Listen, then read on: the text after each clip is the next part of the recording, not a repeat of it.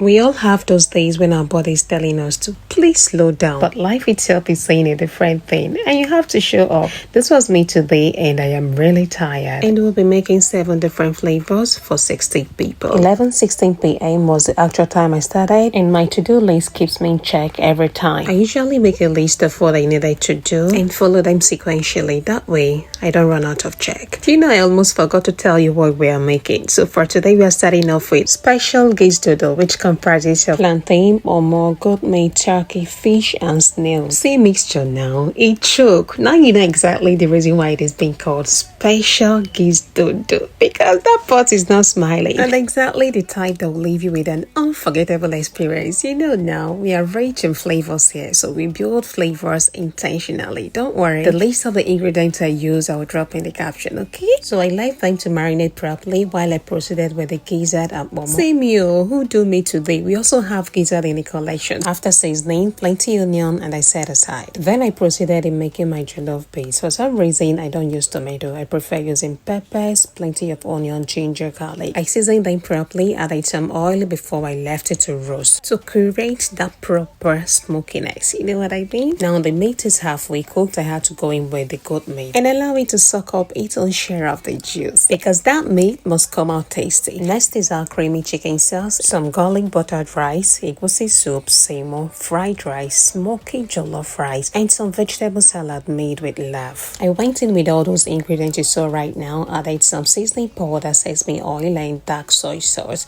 just to make sure that this meat come out tasty. So I left it to marinate for hours.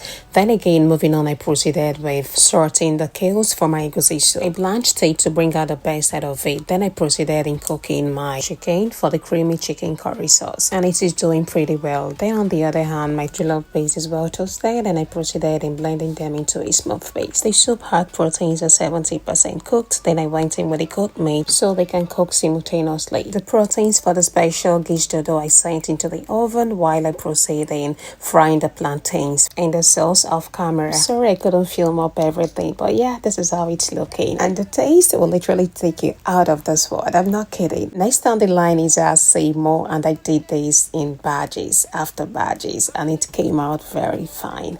It's time to wrap. I can't believe I've gotten to this point. It's like 8 a.m. the next day. Judging from how I started and how it's going, I think I deserve a bottle of chilled Fanta, because I felt I was running empty at the time. And sometimes showing up doesn't mean you have endless energy. It simply means you can do what you can do with what you have that day. That's on period. For my egusi, I blended some peppers, onion, and locust bean. Then seasoned the oil, added crayfish before introducing the blended mixture into the oil. That way, it will release more flavors. You already know that we're intentional in building flavors over here, and there is no boring meal with Wendy. For our creamy sauce, I sauteed lots of onion, shallot, some bay leaf, garlic, and ginger in an oil.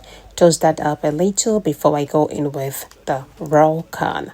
Added some seasoning, then comes the meat stock. Water to cook, cover, and allow it to do its thing. Our soup is doing pretty well. I added some seasoning powder, some nut cube, ground chili flakes, some crayfish, and I repeated the same thing on the other pot. One thing you should consider before adding the seasoning lastly is to check if your seasoning is enough, because you already know that we season the meat up before cooking.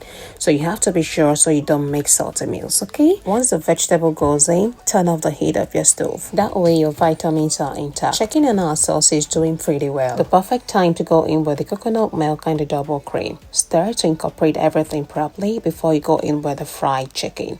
Allow it to simmer on low heat, then adjust with any seasoning that isn't good enough. You know the meat was properly seasoned initially. The same seasoning that went in when we were seasoning the meat, that is exactly what I'm using right now. So no worries. Finish up with sesame oil, oyster sauce, and dark soy sauce. Stir, add in your veggies, and turn off the heat of your stove. You already know that we are big on vibrant colors. We love it. For our garlic buttered rice, saute lots of garlic in butter. Add in your rice and toast to combine everything.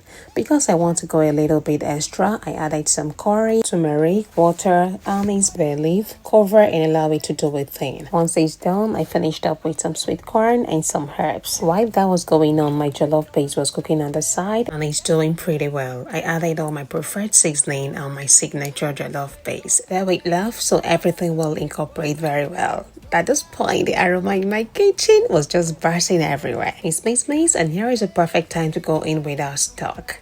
Adjust with water, my signature spice, and everything you feel that isn't good enough. Mix properly and allow it to cook on low heat.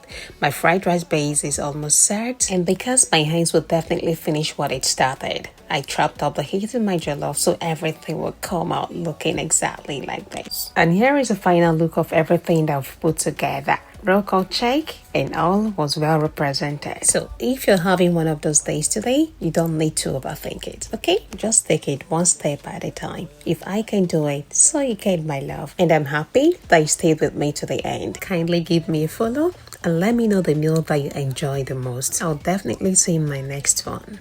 Bye.